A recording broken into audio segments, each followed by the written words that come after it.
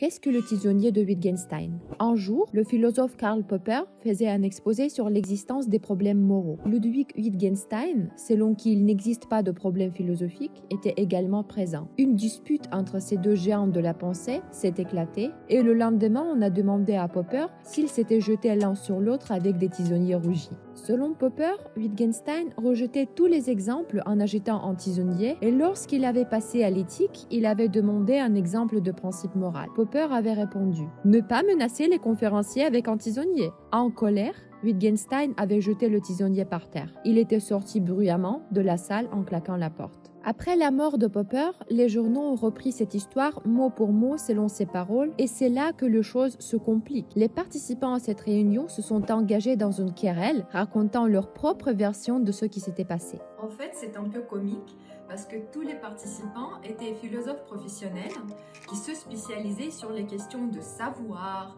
de compréhension, de vérité. Mais en tant que témoins des faits, ils n'ont jamais pu parvenir à un consensus sur ce qu'ils avaient réellement observé et sur la succession de ces faits.